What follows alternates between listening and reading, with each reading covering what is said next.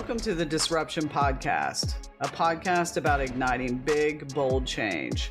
I'm Tracy, a disruptor, a queer activist, coach, and a Capricorn. I'm Michelle, a fellow disruptor and activist. I'm also a Virgo, a recovering lawyer, and a multimedia artist. We've cosmically come together in life and love with a purpose to create safe and inclusive spaces and empower people with knowledge and solutions that help individuals find their power and pathway to personal and collective change.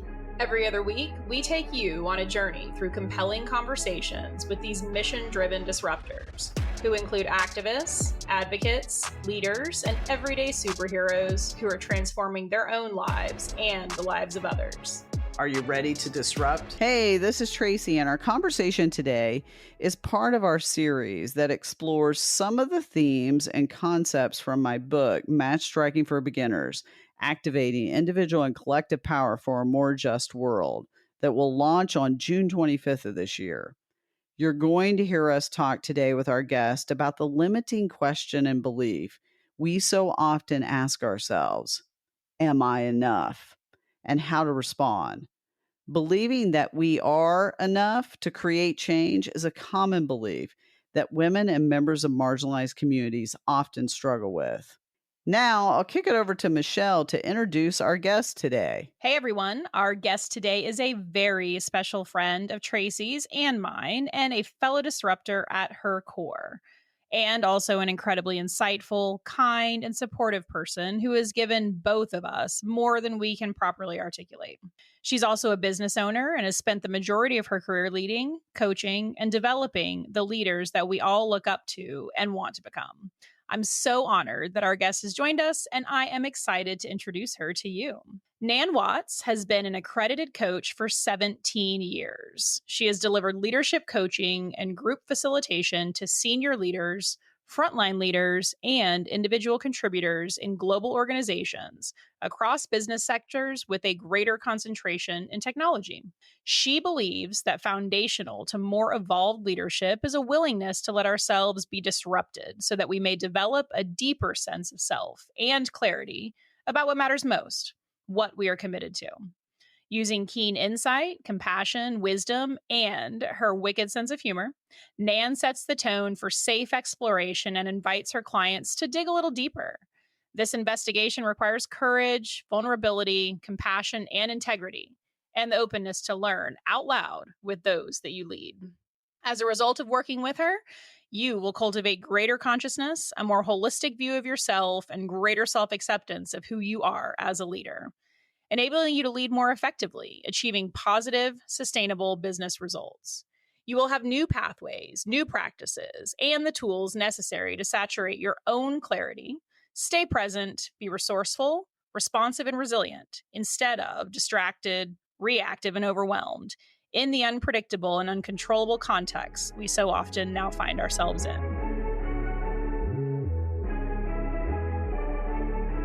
Hey, it's Michelle. My pronouns are she, her.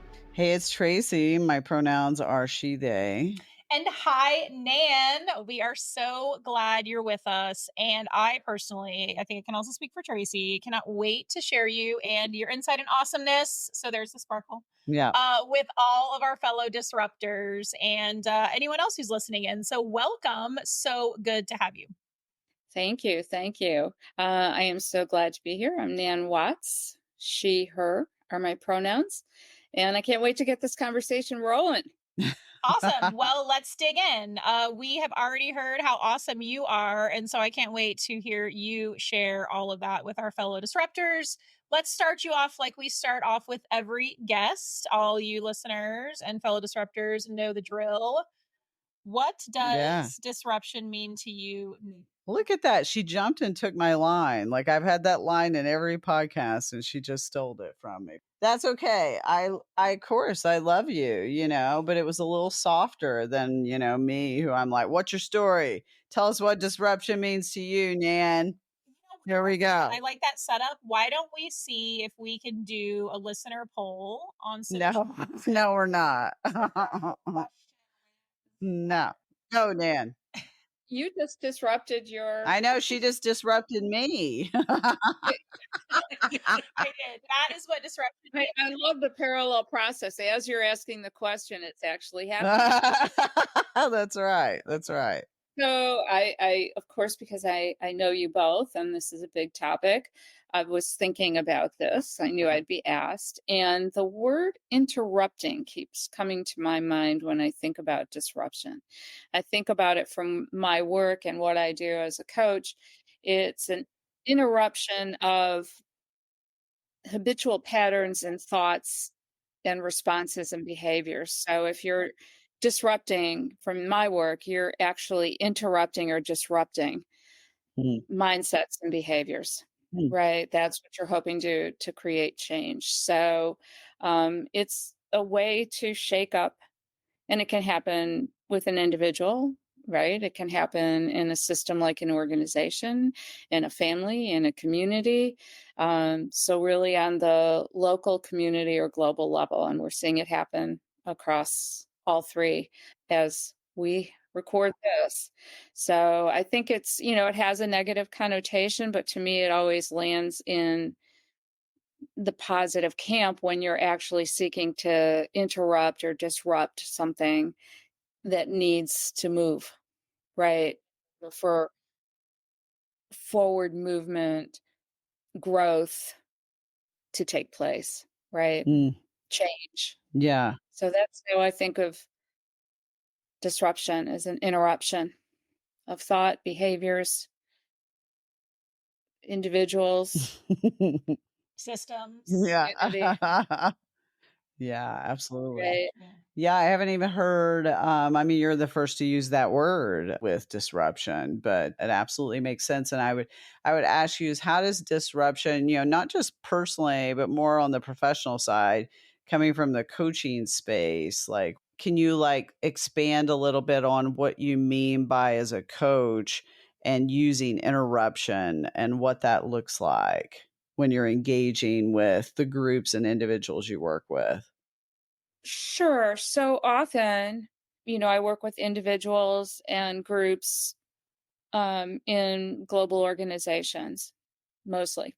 And so when brought in, it's because there's some kind of change, right?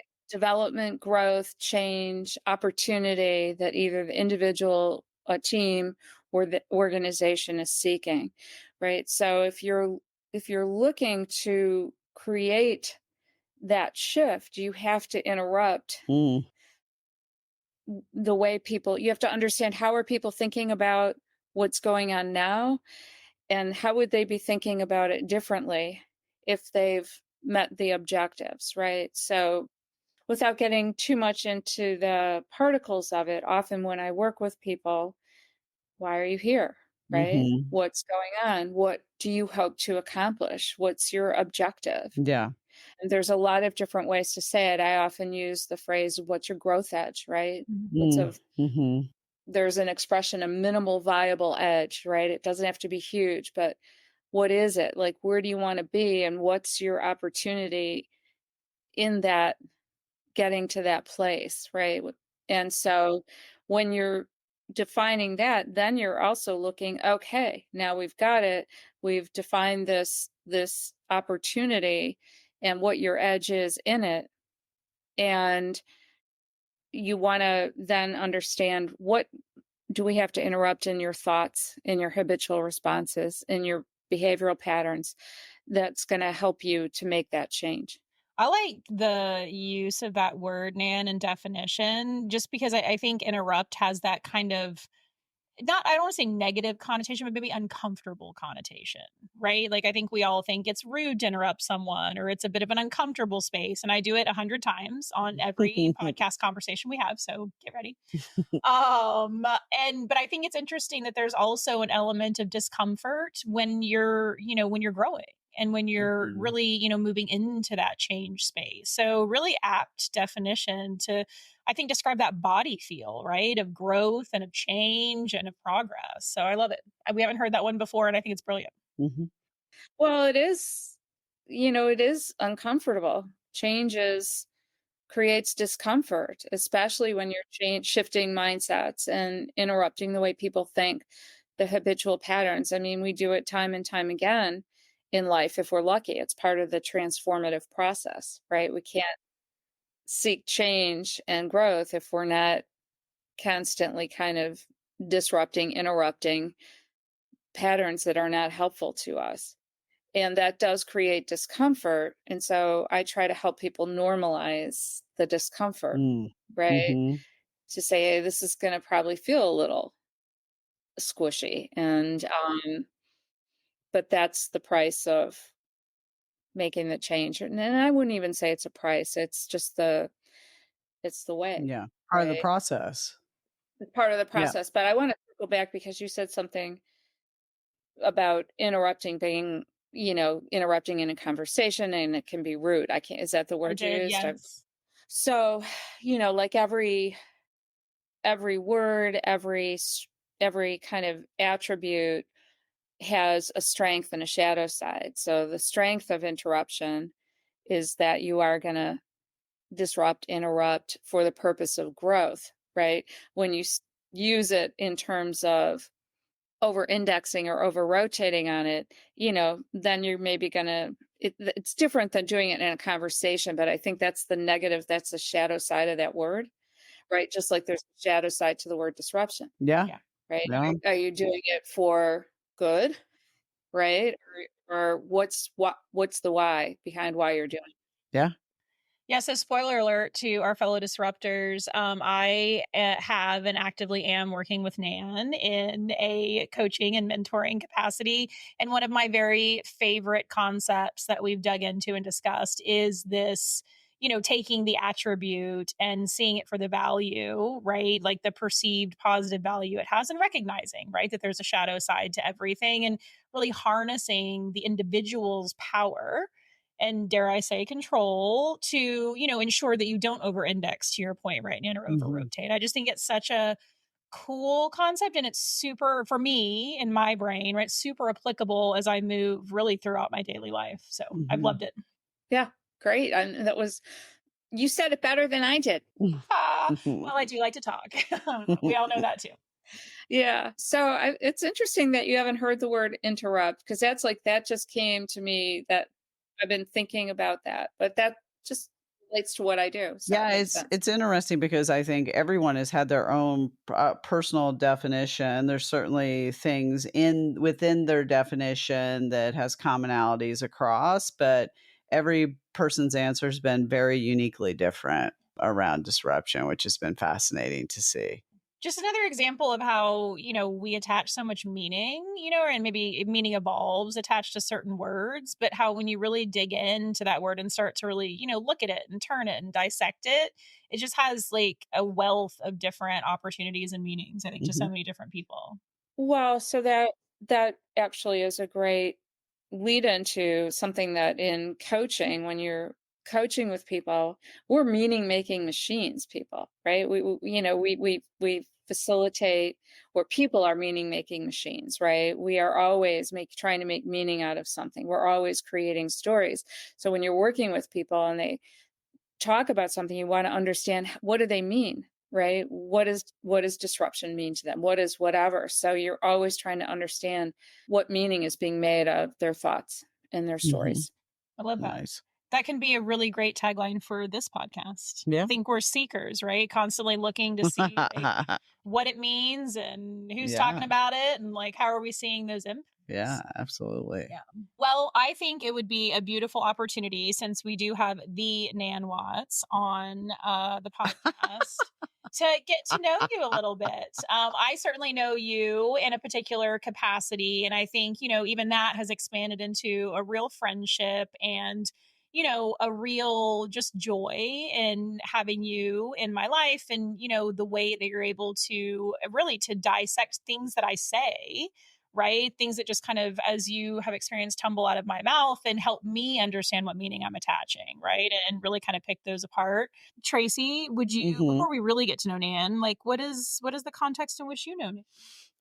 she lives in the coldest place, one of the coldest places and on the earth, and I live in one of the warmest places. And I think that's part of the reason we Okay, so connected. just to clarify, we're talking Illinois, not We're Antarctica. talking Chicago, Phoenix. You know, Yeah, we're talking Chicago, Phoenix. There's a big difference. People, perspective, people, perspective. that's right. People who've been to Chicago in the middle of the winter know exactly what I mean when you come around one of those buildings and you're like, this must be like Antarctica. It has to be, right? So, particularly when you're from Arizona and your blood's so thin. So, but I had the pleasure of meeting Nan several years ago while I was working at a particular tech company, and she and her company were doing a leadership program, and that's how we first met. And she did things differently, and she started it off that way, and that's probably why we connected right off. So like, this is how I do things. And it just kicked off a beautiful relationship. We had a instant connection, and I think it's a very cosmic. You meet people who are just fully authentic and fully who they are, and they engage with you immediately like that. I mean, how can you not connect? That's how community is built in those moments. And so met her several years ago, and we've been friends ever since. And I adore her and love to make fun of the fact when it's 5 below in Chicago and it's 73 here in Phoenix. So Are we allowed to swear on this? Yeah, you can say whatever you want to say, Nan. Anything you want we to haven't say. been kicked off platforms or I don't know, otherwise canceled out yet. So try it. It's enough already. Talk sunshine and warmth. Yeah, we haven't been banned yet, but Yeah. Well, I know I keep trying to escape Chicago, but I actually do get out quite often to Austin, Texas, where my family lives, as you know. And the summers are, just as a plug for Chicago, the summers and fall here are beautiful. They are. And it's 110 in Phoenix. It's actually 75 here and sunny. Yeah. So we have a little bit of a different thing. Yeah. But yes, I am a third generation Chicagoan. So there you have it. And at some point, I will probably leave here, but we'll see. Oh, I don't know. It's tough for those Chicago folks to leave. There's a whole lot of Chicago down here in Arizona, but they just come down here for, the winter, and then they go right back to Chicago. So, Well, I am, really blessed to live on a property that was for 100 years active Army base, and it was decommissioned in the late 90s. And it sits on 650 acres overlooking Lake Michigan, and it's sacred ground here actually. And we live in a building that was once the bakery for the Army. It was a bakery school for the Army base. It was a bakery school for the Army. It was a few other iterations. I mean, it's got a lot of history and fingerprints, right? Just in the building that I live in. So I walk out my door and I can walk in any different direction and hit 6-7 miles of nature, including the lake. So there's a lot of gratitude that I feel for this space that I live in and place that I live in. So, and the lake is indeed nature, and water are for sure my places to go where I feel a real almost instantaneous calming and reckoning with my soul. So, yeah. yeah.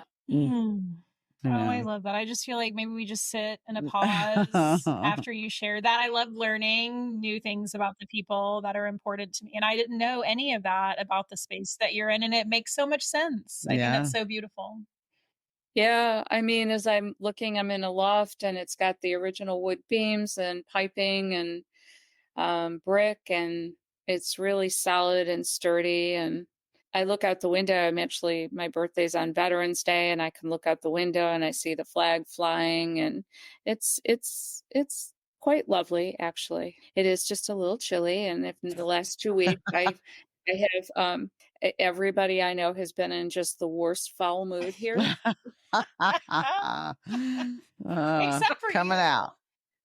But you were talking about getting to know me, and I was thinking, boy, like I'm in this period where I'm really getting to know me, Mm, right? Isn't that mhm. the event? That isn't that the, I guess, the journey of a lifetime is to really come to know ourselves more and more deeply. Okay, well, yeah, just take over. Go for Yeah, it. yeah, I mean, Tell us I about think that that's a exploration. great it's a great, opening for you telling us your story.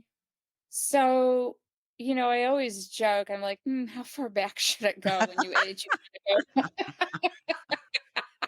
Where's a good starting point? So I often start with just kind of a brief family thing where grew up the youngest of two girls in a family that was just like any other, filled with kind of a little dysfunctional trauma. And I a significant turning point for me was when I was 13 when my parents got divorced and my dad left my mom in a very public and humiliating way for another woman. And this was back in 1972. So it was kind of not that common, right? And not talked about really.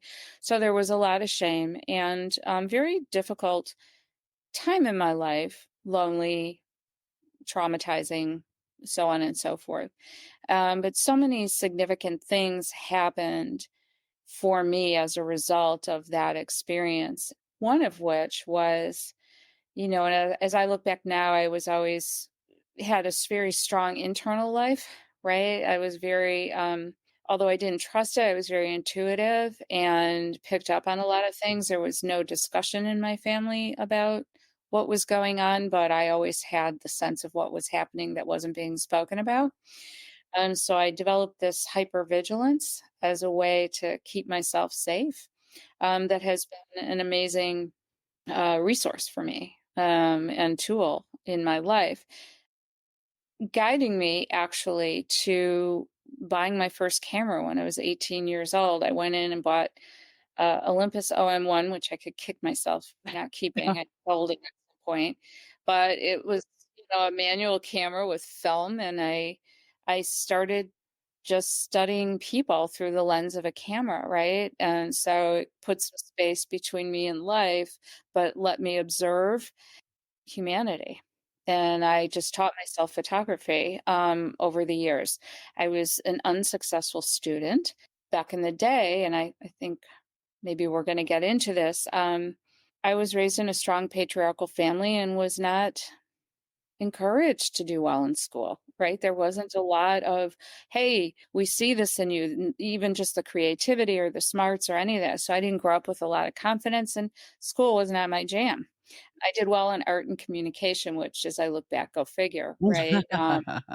So I didn't have a lot of confidence, but I grew that confidence by teaching myself photography and learning and studying people. I did eventually finish college. I went to 5 different schools, and I grew up in an area where it was very competitive and affluent. My family was not in that way, but, I was grateful because I was well educated, but it was really toxic because of the competitive nature. But even then, it was mostly, girls would go into education, social work. There weren't that many girls/women who went into law, business, sciences. Anyway, I finally finished school and got my degree in applied behavioral sciences. And I wanted to get into training and development, but you couldn't get a job without having experience, and you couldn't get experience because no one would hire you. So I went into recruiting, and I had waited on tables for 8 years to put myself through school and support myself. And my mom was an alcoholic. She was in recovery. My dad had some issues, and there was a lot of stuff there. So I became very self-reliant at an early age. And I did get a job in recruiting in the hotel and restaurant industry. So I was actually coaching people way back in 1985 before coaching was really even a thing, and helping people. And I loved it because I would listen to what companies needed, what was the profile of the person that they were looking for. And then I loved talking to the candidates and what were they looking for. I was good at it and I enjoyed it. During that time, I got pregnant with my older son, and I was working at a firm where my boss was, I don't know, what else would I say? I could have easily been part of the Me Too movement. Mhm. Let's leave it at that, Yeah. right? And I had this beautiful little baby, and I had the choice of going back to work for this guy or staying home. And I thought, I'm staying home." So I made a unilateral decision, which was not great in our marriage. But I stayed home and I hung out with Jake. And I started to think about ways that I could use my creativity in photography. And so I was getting a lot of feedback from people. Wow, those pictures are good. And as we all had started having kids, I was taking more and more pictures, and I thought, well, I could do this, right? Why not do this and try to make some money? So I just built a business as a photographer, and my specialty was outdoor available light portrait photography. So I would capture families and I would capture the essence. Never wanted to be in a studio. My love for nature, I always wanted to be outside. I know that I had a talent for being able to help people feel comfortable in front of the camera. We had fun, and I was able to just frame and capture the energy of an individual or a group and reflect it back, and I built a business doing that type of photography. Because of the weather here in Chicago, I was not able to do it year round.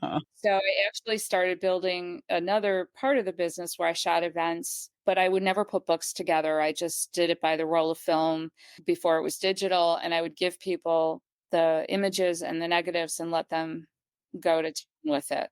As another kind of add-on to that business, so I did that in my 30s. My 30s were wonderful and tumultuous. I did a deep dive, in my early 30s around all the trauma from my family and dug in a way that I feel actually quite proud of myself, of the things I've accomplished in my life, which are significant at this point. One of them is really feeling so proud of digging into what was very difficult emotional stuff so that I could be different and we could do it differently. Jim, my husband, and I, we were both committed to doing it differently for our sons than was our experience. And so while I was doing that, I was starting my business. I had my younger son in my mid 30s, which was beautiful. And I lost my mom to cancer then when I was 38, almost 39, and she was 64. So she was a year younger than I was.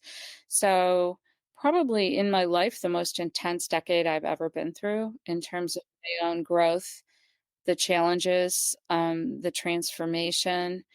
It was profound, and losing my mom kind of as a capstone for that decade, was incredibly significant because then I was a mother without a mother and a woman who was approaching 40 and kind of redefining, okay, what does that mean for me now? So I continued on in photography. I developed as a result of my mom passing away, I kind of connected back to my passion for nature and photography. And so I just started taking pictures of nature. And every year I used to make holiday gifts for people homemade. And so one year I started making note cards with my images on them. And so I built another kind of small piece of my business where I sold note cards, fine art photography note cards. And so I was doing that and raising my kids. And then I don't know, fast forward 1999, Columbine, the Yeah, killing at the Columbine, which shooting. now seems way too, that was like well, that had not happened in that way before in my time. Sadly, we experienced that. Now it barely have a pause with that one.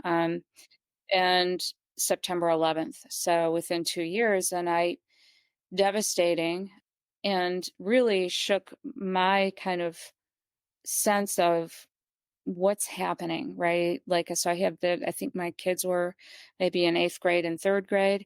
And it really was just a moment for me, as I know it was for everybody, right? But for my personal experience was, wow, the earth is not spinning. We are not spinning on the same axis that I was familiar with. And I grew up becoming somewhat aware in the 60s and definitely in the 70s. So it wasn't like I had lived through turmoil, right? And uprising and disruption, Yeah, right? Let's yeah. use that word.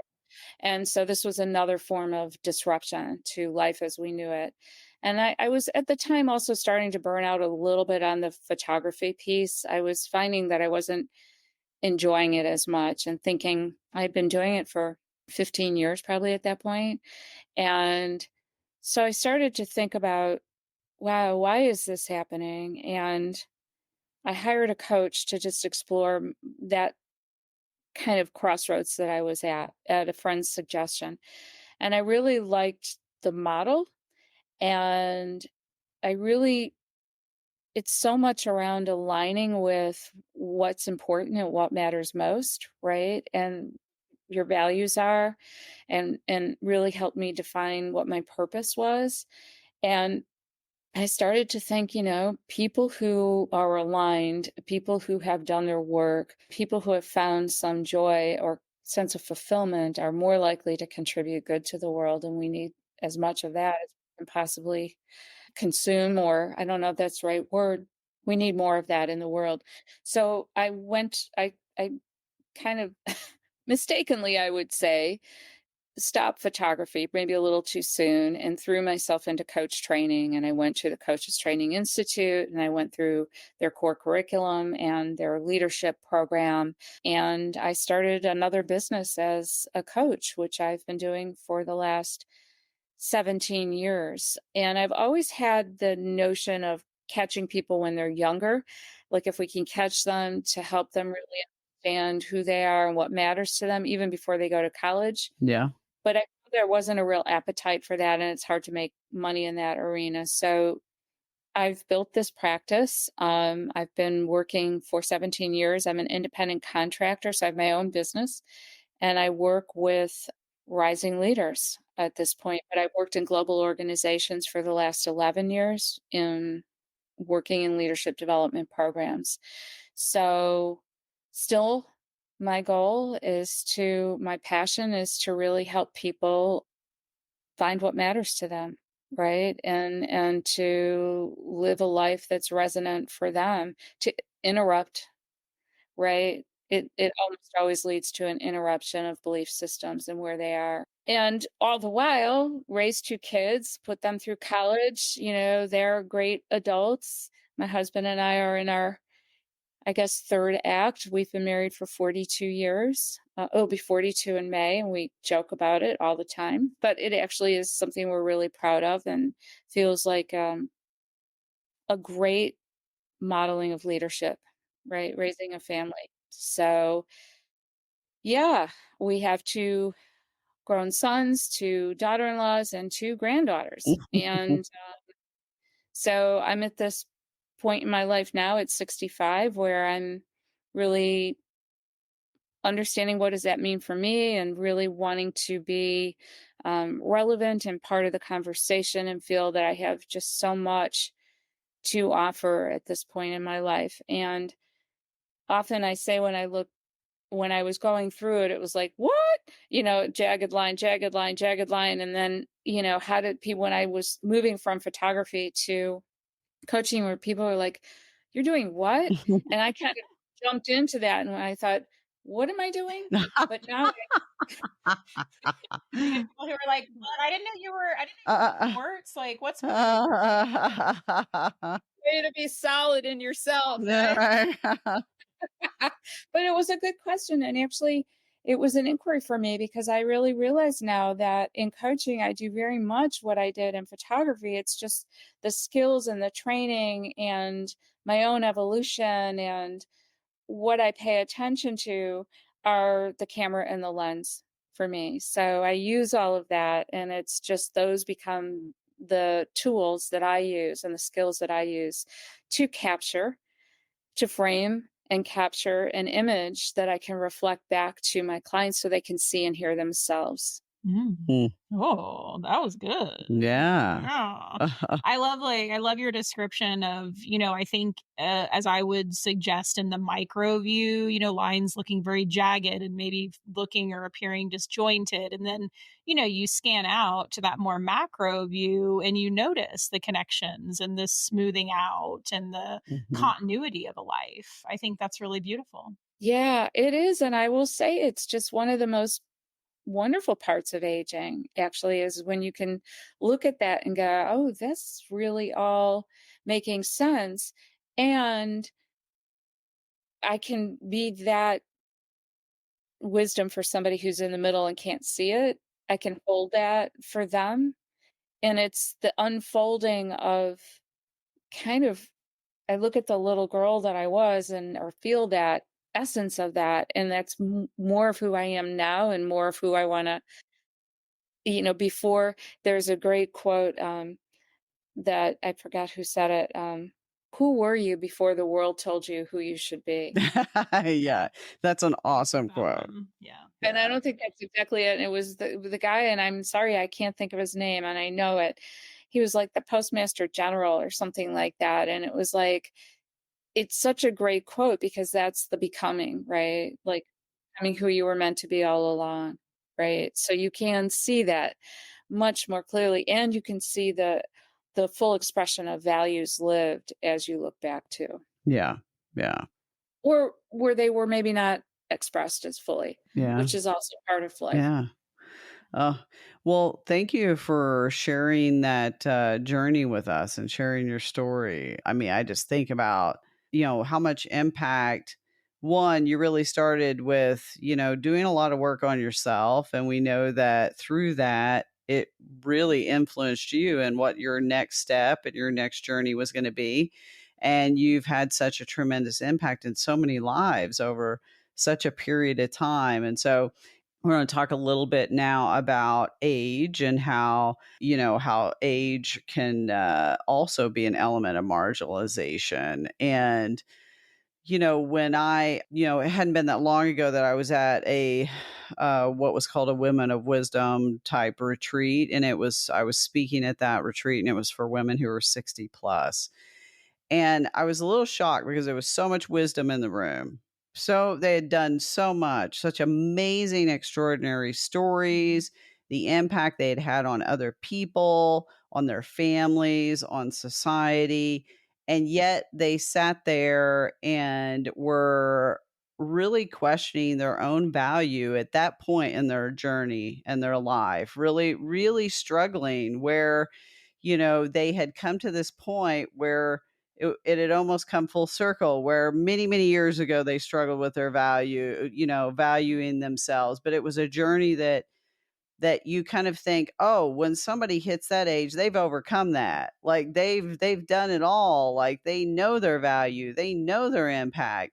But yet there was such a just a questioning of in this day and time being overwhelmed by what's happening in our world, but also questioning, can I at my age, am I enough? And I talk about this in my book too, and that women, particularly women and members of marginalized groups, really struggle with that limiting belief of, am I enough to create the change I want in my own life and to create any change in this world at this point. So I was a little surprised to be in such a group of such powerful women, to see that age was really impacting that in a very powerful way for them at that point in their life. Age was really impacting their belief around, are they enough to be able to create change and to be able to be relevant in this time. And so, in talking to you, I know you've also come to struggle with that a bit. Can you talk a little bit about that piece and where you're at with it? Because I think there are so many people and probably listeners and women who are over 60 who are in that same position. That could be a really long conversation. And for sure, and my mind goes in a lot of directions. So I'm trying to think, I had shared with you that I started this group with another friend just as a, let's do this. We know so many kick-ass women who are 60, 70, 80. Let's get them together once a month and let's just see, like, there is so much wisdom in this group. It's got to be cultivated, and let's see where we can go. And about 6 months into it, we had about 15 of us on the call, and we said, let's just talk about, tell us something we don't know about you that you're up to. And every one of the women told like these stories about how they're involved either locally in their community extraordinary things that they've been doing to make the world a better place. Let's just put it in that bucket. And I think that the resounding kind of jaw-dropping response was, why aren't we leading with that? Mm. Right? Mhm. Why why is this something that has to be kind of called out of this group and probably almost every woman I know? So I know that I have and continue to go through a reckoning of feeling very marginalized as a little girl, right? In the family system, in the time that I grew up in, not being seen, not being recognized for my creativity, for my strength, for my smarts. And, it's taken me, I mean, I was in this leadership training I was 51, and it was a very intense, really powerful, incredibly valuable training. And there were moments when I thought to myself, oh my God, I'm 51. It's too late. What am I doing here? And then there were other moments when I thought to myself, fuck yeah, you're here. You're Yeah. doing it, right? And I think it is what it is. I was just raised in that time. But we have missed a lot, and we need to not miss more of the feminine, right? Which really exists, in both genders. But the societal constructs have made it, such that the feminine is only seen as part of the female, right? And how we were raised and so on and so forth. So now it's just about really helping us to pull on what kind of has been a societal construct of strength, right? And I can't even think of the words I want to use. Ambition, whatever that is. So I think about like a plane or a bird. Let's level the wings, right? We've got to integrate both into our world. And I think right now there's just a rising up more so of the feminine divine, for lack of a better way to put it, right? And so it's more emboldening to be in this spot, but there's a lot of that residual, am I enough? Can I do this? Right? Whereas my granddaughters, who are 2.5 and 5 months old, I want to make sure they know, right? I see my role in their life, should I be given the gift, and I have been, to really help them not feel that marginalization. Maybe they'll feel in another way, but not on my watch, right? Mhm. And so it's a powerful thing. And I think the other part of, and I'm kind of going in a lot of directions, so I hope this actually makes sense, but a lot of that am I enough comes from, we were raised as caretakers, right? So if we stop caretaking, then there's that examination of, am I enough? Right? Can I just be enough for being who I am without taking care of anybody?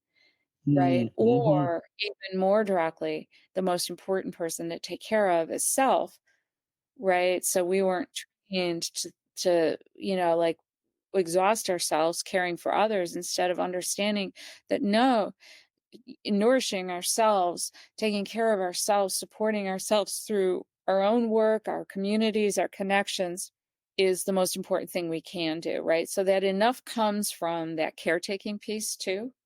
Yeah, Right. absolutely. I think, well, the first thing you said is there's this realization, right? It's a realization of what has brought about this feeling and this belief of I am, am I enough? And the culture and the societal constraints and all of those things that kind of play into it that have just like pounded that into our heads where it is, it's there. And I also just thinking about how, you talk about some of the things and how it impacted you as a little girl and believing that, or some of the same things, even as a woman in her 60s, that are impacting you today, and how that sticks with us for the length of time that it does. And I think what I would ask you is, you know, we talk about some of the practices and I talk about some of the practices in, really quieting that voice and being able to move forward. But one of the things I say is that voice will never go away. And that's one of the lies that everybody tells you. Like, there's something wrong with you if that voice is saying you're not enough, you're not working hard enough, you're not doing, enough self work. There's something about it that just keeps telling us we're a failure, right? And I try to, really educate on that that voice doesn't go away. And when you accept that the voice is not going to go away and you become aware and recognize why it's there in the first place, then you start to be able to defeat it even, more frequently, or you're able to weave in practices to quiet it and be able to move forward and continue to rise up. But, I would ask you, what are some of those things that and I think sometimes they're different depending on what journey you are in your life. But in your 60s, what are you having to maybe revisit, or what are you having to, what are you utilizing that has worked in the past for you to be able to like face that am I enough and continue to quiet it, defeat it, rise up and continue to move forward doing the impactful work that you're doing, or even evolving into what does the impactful work look like that I will do or continue to do with this generation, the younger generations that you work with? Such a good question. So here's a word that comes to my mind: grief. So oddly, I'm just I become more and more passionate about feeling grief, expressing grief, right? Because it's tucked away. So it's really crying for that little girl and that woman, right? And that unexpressed voice that kind of was there, right? And without blaming, right? So when I start to allow myself to really feel the sadness of, hey, I guess my parents were doing the best they can, and I feel really sad, right? And that's through the work. And so there's such great material and conversation around grief and how we isolate and we feel it alone, and it's such a real should be a communal practice. So there's that piece for me. So it's the grief of the unexpressed, the unlived, right? Or, oh, it's so late. So as I allow myself to grieve, I notice a lighter, right? A lightening of it, right? The burden is as much. So there's that piece. Then you speak to, and I've been working with this and learning about this, is that the truth is we all have multitudes of versions of ourselves within. And Michelle, you and I talked about this, right? We have all these different personas within us that have been shaped over the years by our upbringing, by our societal constructs, by the circumstances we've been, wherever we are, education, religious, social, workplaces, right? That all plays into it. And so we bring all of that with us. And the work is to really understand. So if you think about my work now, I'm helping people understand what are those multitudes of versions of myself and who's showing up in this moment so that there can be some not pushing it away, to your point, right? And banishing it. But it's like a love for all of those parts of ourselves, right? We can be all of those things and we can love all of those things. We were trained to not, no, not now, not here, not this, right? So, myself included, it's the work of just embracing all those versions and understand who's showing up in the moment and who do we want showing up in the moment, right?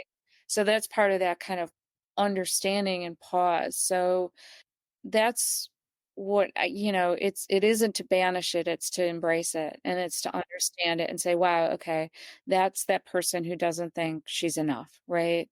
Is that really true, right? There's like such simple questions you can ask yourself. Is that really true? Am I not enough? Mhm. Yeah. I would Yeah. answer that no every time, right? So I don't regret any of it because I feel like it's empowered me more now. And I feel like I have so much more experience to offer to younger generations because of it.